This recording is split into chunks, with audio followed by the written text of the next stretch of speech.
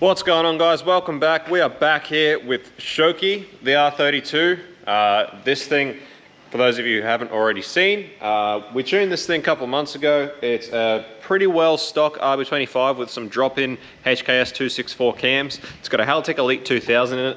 It's running on E85, and the thing has a Kinagawa GDX 3076 with a 0.7 rear housing. So pretty punchy little setup. It's a really good car, really well balanced car that makes good power. But ever since we started this car, we have been plagued with a really big issue that is known to most RB people, is the CAS. The stock CAS has been missing counts. It's limited us to under 7,000 RPM because over that the CAS doesn't know what's going on. The ECU loses the engine position, which is obviously the last thing you really want on your setup. So we have been fighting for a long time with this thing with cam angle sensor issues, and we're finally going to get to the bottom of that today and see what sort of power we can actually finally make out of this thing when we can rev it out properly. So like I said, guys, this is a renowned issue for the optical RB trigger setup. It happens with a lot of newer ECUs. The ECU processing is just too fast and these optical triggers really struggle to keep up. So it's a very good idea to update these if ever you're doing a build of this caliber or using any of these newer updated ECUs, the new standalone ECUs on the market. So we'll show you what we're going to do today. We're going to replace this CAS. So this is what we're going to use today to replace the CAS on this car. These are NZWiring RB trigger kits for twin cam RBs. Now, I've been doing RB stuff for quite a long time, and thus far these are the cheapest and simplest way that I have found to overcome this issue without going to a complete crank trigger setup, which, you know, by all means is a very good way to go. However, it is very expensive and it's also quite complicated as far as the hardware that's involved in doing so. So you're talking about, you know, potentially a new harmonic balancer to get a trigger wheel on the crank. You know, there's a lot of hardware involved. Whereas this is, it quite simply just replaces the CAS. Pretty simple, easy to set up, and should alleviate this issue of the CAS missing counts. So I'm now stocking these in Australia. So if you're chasing one, you can head to our website, which should be live by now, where you can actually purchase these. And I will ship them from where we are here in Australia. So this is what we're going to do today. We're going to install a black one on Robbie's 32, as black has sort of been the theme of that build, and let's see how we go. So currently the car makes around 360 to 370 wheel horsepower, but that being said, like I said, it's been limited to 7,000 RPM. The cams that are in it really wants to keep climbing as far as power goes. But not only that, I've been very conservative with the timing in it because of the lack of reliable engine position sensing. So given that replacing it with this kit should give us a really reliable signal of the engine position, I'd be more than happy to pump a little bit more timing into this thing, maybe even a little bit more boost, and obviously rev it out a little bit harder as RB25 should. However, the thing still is only running stock head bolts, so still got to be a little bit conservative, but we'll see where we can pull it up today. But we'll get this kit installed. I'll show you a little bit along the way of how we're going to go about it. So we'll go through exactly what's involved in the kit here. So here we actually have our new trigger wheel. Now this bolts to the front of the cam, in front of the cam gear. This is the new cover which bolts to the factory CAS bracket, which allows us to run this, completely replacing the stock CAS. Really nice sensor. It comes pre-terminated with a plug that's designed to plug straight into the RB loom, so it requires no modification. So quite a simple and easy kit to install, as you can see. That pops in there, which is then going to pick up your trigger wheel. Now it also comes with a new loom end for the plug, just in case yours is damaged in any way. And also comes with a few spacers. Now these are to space the sensor out so that you have the correct air gap between it and the trigger wheel. And the reason these are included is because it's going to depend a little bit on what timing cover you're running as to how much spacing you may need on the sensor. So it also comes with some hardware to bolt it all together. So quite a simple kit, should be quick and easy to install. So let's get into it. So now first and foremost with this kit, the first thing you're going to want to do is confirm your timing. Now these kits only work with certain, well, most of the newer standalone ECUs on the market. They don't work with a lot of the older things like PFC or NZWiring, because those sorts of ECUs are configured to work with a certain trigger system. You can't change the configuration. So the list of compatible ECUs is listed on the website, so make sure you check for your ECU. Either way, whatever ECU you run, you will have the ability in the ECU software to reset the trigger configuration. You also have a way in there to actually set the trigger offset and lock the timing so that you can check. So what I would recommend doing is before you start is to actually check your ECU, lock the timing, make sure your motor is timed correctly to start with, and that gives you a pretty good indication and a benchmark to go off with the new trigger kit installed, because once you install the new trigger kit, you will have to reset the offsets to ensure that your timing goes back to the way it should be. Now, I've already tuned this car. I've been tuning this car since it was finished, so I already have a very good idea of what's going on as far as the timing and everything is concerned. So I'll skip that part for me. First thing I'm going to do is crack all these CAS bolts. Unplug the CAS. We'll go ahead and remove the CAS.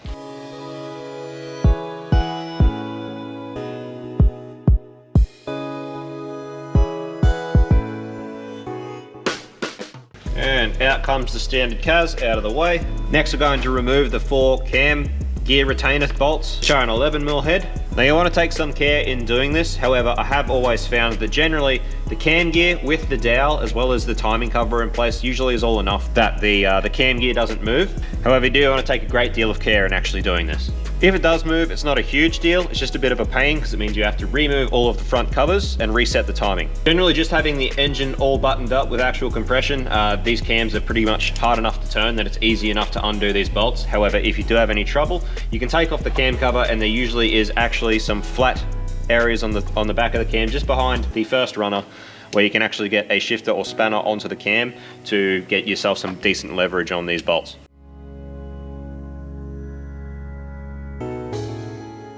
So with all those bolts now cracked, I'm just going to go and make sure that I'm going to be ready to reinstall them with the new trigger. Righto, so I'm now ready with my torque wrench to redo these back up. I do these up at 18 Newton meters. Also a little bit of Loctite to redo the bolts. So now I'm ready to go. I'll go ahead and pull these out. Now you just want to make sure, like I said, take a lot of care.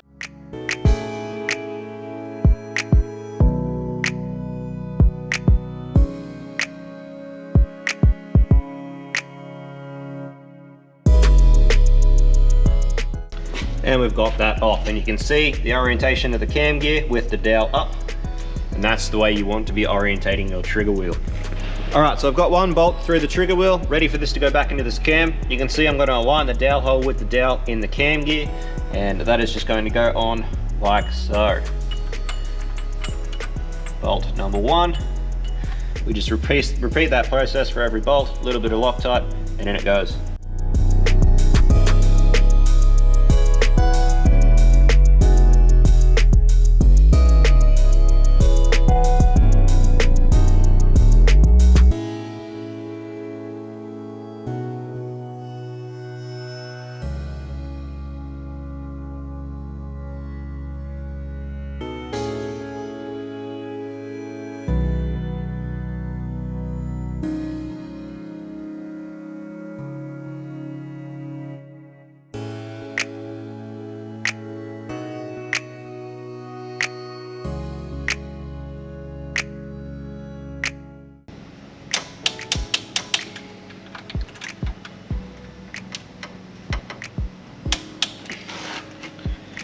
Now we have it, one trigger wheel installed.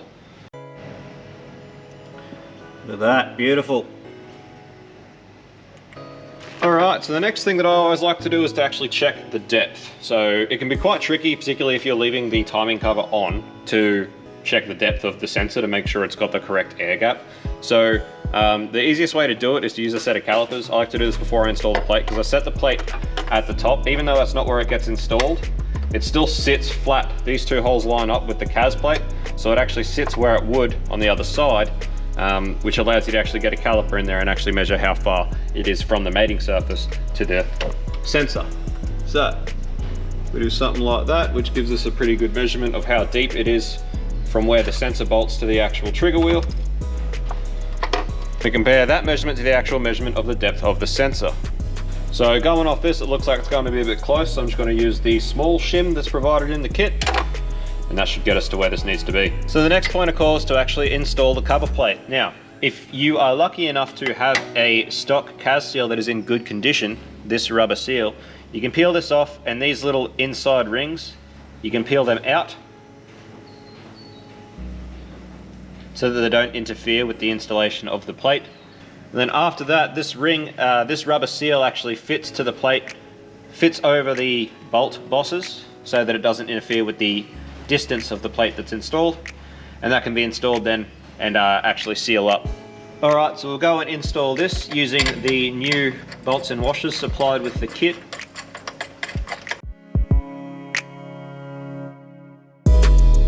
This is designed to tighten down hard against the CAS bracket.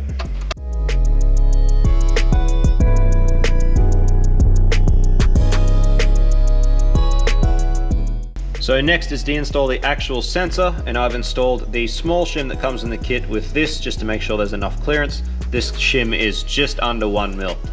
So that goes in there like so.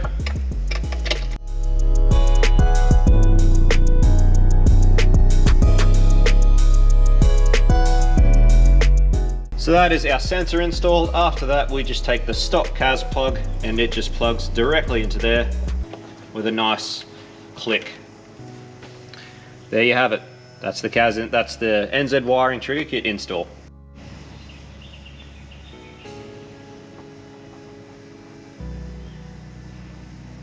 So there you go, guys. As you can see there, it is a very simple kit to work with and very easy to install. That install took me well under 20 minutes. I think anyone could probably do it in well within a half hour. So very simple as long as nothing goes wrong. Obviously, like I said, you want to take a great amount of care taking those cam bolts out, the retainer bolts out. You want to make sure you don't drop any bolts down inside the timing cover or the little square washer down inside the timing cover.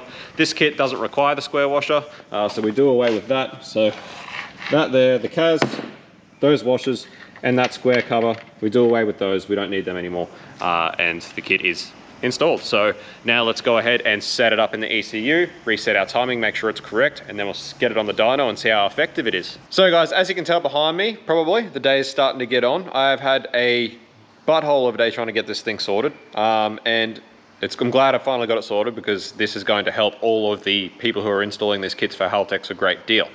Now, the kit was designed around Link. NZWiring did design this kit around the Link ECU, and that sort of makes a lot of sense in the way it's done. It comes with instructions for how to fit it to Link. However, I could not get this thing to work with the Haltech. But anyway, I'll go through that in a minute. At the moment, I'm just resetting the timing. So you can see on the Haltech here, I brought up the trigger setups for the ignition. I've locked it to 20 degrees. I've set that to always on, so it's going to be locked at 20 degrees. I've inputted in the trigger here. I've set the top dead center offset to where it should be close to the car should run, and it has run. I turned it on before and it's running. So now I've just locked it to 20 degrees. I'm just going to confirm that with the timing light and set the offset to suit to make sure I'll set the offset until I get to 20 degrees, and then we're right to go, and then I'll explain exactly what was going on. All right guys, so you can see we've got the car running here. With the timing light down there, I can see that I'm about 6 degrees advanced. So I'm about 6 degrees out, 6 degrees to advance. So I'm just going to come here to the computer. We're going to go to our trigger setup, and where it says top dead center offset angle, I'm going to add 6 degrees to that. Hit apply. You can audibly hear it change. You can hear it slow down. So I can tell that it's taken a little bit of timing out of that. So I come back here, check with the timing light again. We're quite a bit closer. Probably add another degree and should get us pretty close. Pretty much bang on 20 degrees with another degree. All right, so now that's sorted, I can turn the ignition lock off. So there we go. Now we're back to it idling properly. And everything's well and good in the world. Things running nice. Exactly how it should be. Man, what a day. I was about to give up on this thing too.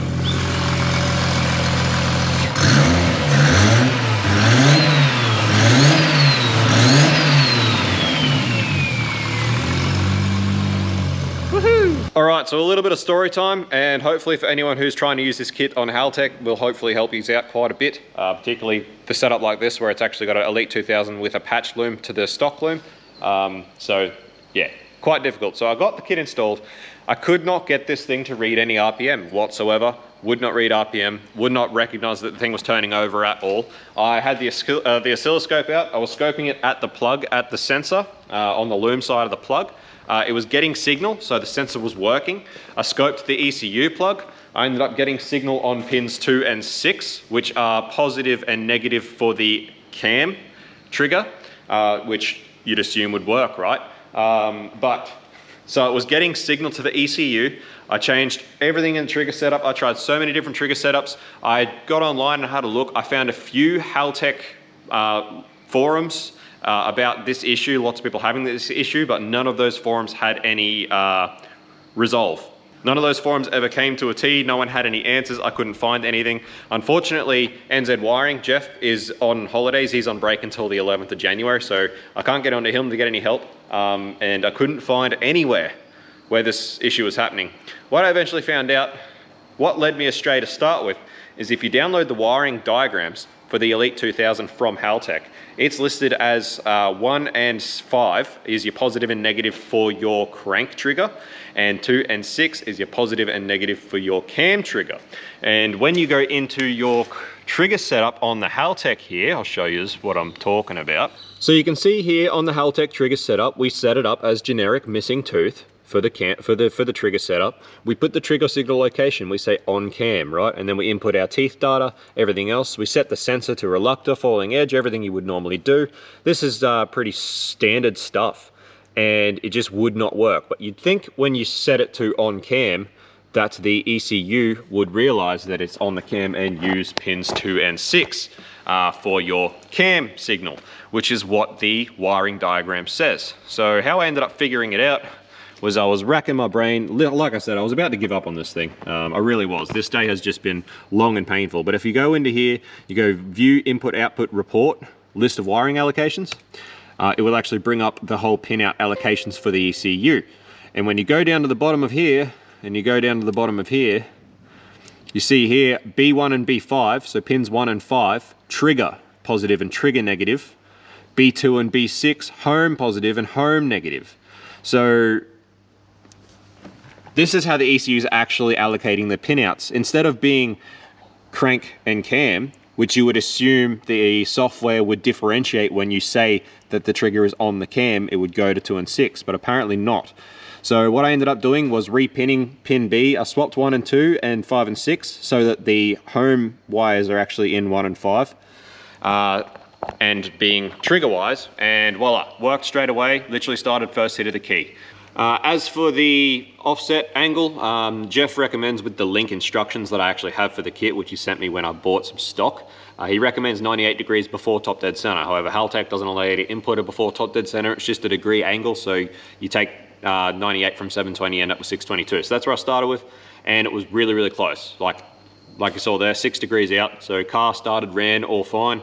Dial in with the timing light, and we are good to go. So aside from that, what ended up being a very simple fix of repinning the plug so that you know, the actual trigger signals are in the right pins, which is what the trigger setup is using. Like I said, the thing that got me was the fact that in the trigger configuration on the Haltech, you can say that the trigger setup is on the cam, and I would have assumed that if you input the fact that it was on the cam, it would then go to pins 2 and 6, but apparently it doesn't. So for all you using Haltech out there, don't let that catch you out. But yeah, so I'm glad I got to the bottom of that now. Now that it's the end of the day, it means I'm gonna have to work tomorrow, which is Sunday, which is a pain, and I'm gonna have to make some noise, which is not what we ideally like to do, but I really got to get this car finished. So finally there. What a pain of a day. But anyway, we're there, the car runs fine, everything's sweet. This afternoon I'm just gonna get it onto the dyno and get it strapped down ready to go for tomorrow. And tomorrow we're gonna come and do a bit of a hit on this dyno session and see what we can get out of this thing and see if this has solved all of our trigger issues. So obviously results pending. It's a very good looking kit, it's very simple to install. And once you know this little trick with Haltech, it's actually very, very simple. That would be very easy. If I'd known that 4 hours ago, we would have had this thing dynoed and dialed. But anyway, you get that with some jobs, it is how it is. Especially working over the Christmas break when no one else can answer the phones or answer emails. But you know, it is what it is. So glad that I have that sorted. So for anyone looking to do Haltech, keep that in mind. And Link, it's very different. The instructions for Link are very simple, and the kit was designed around Link, so it works very, very easy and simply. But with Haltech, it's a little bit different, but we got there, so we're there. One thing I would just add as well that I forgot to mention is part of my fault finding exercise in trying to sort this out today, I actually took out the little shim in the sensor, so that is just straight into the plate. So it's obviously a very, very small air gap, but that's what I was trying to do just in case it was an air gap issue that was causing my problem. But that was just part of my fault finding exercise in case the air gap was too big and the arming voltage had to be too low in the Haltech software. But obviously I started it. I figured I'd do this just because I have a fair few in stock, so I have spare sensors. But it obviously hasn't damaged the sensor and it's working very well. I did notice on the oscilloscope, removing that sensor, it did go up quite considerably in how much voltage it was actually reading. So it's working fine, that's all good. So we're good to go. We'll get this thing tuned. All right, ready to rip for tomorrow. For now, time to go home. What's up, guys? We are back, about to dyno this thing. Rocked into work this morning. We had a goanna sunbaking on the concrete behind the dyno there, so I've scared him over to this place now, so he's going to be hating life pretty soon if he doesn't get out of the shed in a minute. Start firing up this car, but I'm not quite sure where he's gone. He's around here somewhere though. Anyway guys, as you know, we don't normally dyno at all on Sundays because we like to respect our neighbours a bit. However, we're so pushed for time at the moment, and this thing shouldn't need a lot of work. It's pretty well there. Just needs a little bit of tidying up and just, you know, those upper rev ranges. Plus, the screamer on this thing's popping back in, and I reckon it sounds pretty damn good. So hopefully the neighbours think so.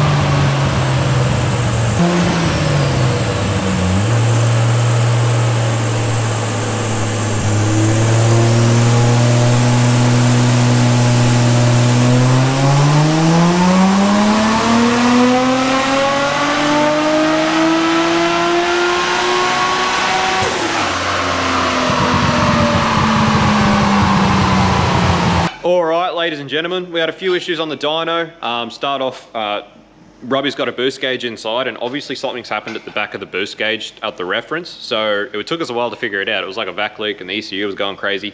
And I was looking all over the engine bay trying to figure out what was going on. Turns out it must be at the back of that boost gauge, but where he's got it in his interior there, I'm not going to go pulling that apart, trying to fix it. So I just capped it. I pulled it off the T and capped it for now so we can continue with the dyno run. I'll let Robbie pull apart his interior because I hate doing that, scared of breaking clips and stuff like that. But anyway, the trigger kit worked an absolute treat. We had no trigger issues the whole session. You know, revving it right out, it's freaking awesome. We're able to now finally rev the car out far enough to actually see the power taper off. So we're finally starting to see the end of these cams, which is awesome. So that's happening at around 7.6, 7.7. So I'm not revving it any harder than that. There's no point. It's stopped making power by then. But yeah, apart from that, trigger kit worked absolutely flawless. This is what we've ended up with. So we ended up here at 408 horsepower at the wheels, 409, so close enough to 410. Robbie really wanted 420 just to have the number, but given that this thing's just a bog stock engine with some drop-in cams, it's still stock head bolts, stock head gasket, I don't really want to push it much harder than that. At this stage it's making good power, it's responding well, and it's still together, so that's a win. And Robbie is talking about going to try and get some head studs and a decent head gasket sometime in the near future. Once he's done that, I'll be happy to push it quite a bit harder, but I am quite worried about that stock head gasket. You know, stock Toyota head gaskets are really good, they're awesome, I know they can handle the punishment, but the stock RB head gaskets are a little bit secondhand. They're not quite as good, so it's about as hard as I want to push it. This waviness in the power curve, that's just from the car coming up and rocking on the dyno, on the rollers. You can eliminate that if you put a third strap straight around the diff and strap it so that it can't rock. But you know, it's Sunday and I couldn't be bothered. That's enough dyno runs to today. I think we've annoyed the neighbors enough today, and we've got our power number So that's what's important. But anyway, so that's awesome. Happy with that. So I did forget to mention, guys, that's running at, you know, about 20 pound on the dot out of this little Kinagawa GDX 3076 with a 0.7 rear. And yeah, so it's gonna be an awesome little punchy rig. Glad to have it done. So it's ready to go back to Robbie now. And yeah, these trigger kits absolutely work a treat. They fixed their issues, which is the main thing. And Robbie can enjoy this car a bit more. And when he comes around, when it gets time to whack in the head studs and a decent multi-layer steel head gasket, I'll be happy to turn it up even higher. But yeah, we'll see this car around for sure. Anyway, thanks for watching, guys. Smash like, smash subscribe. If you want to purchase one of these trigger kits, head to our website. You can purchase one there, and we'll see you on the next one. Peace out. See you. Bye.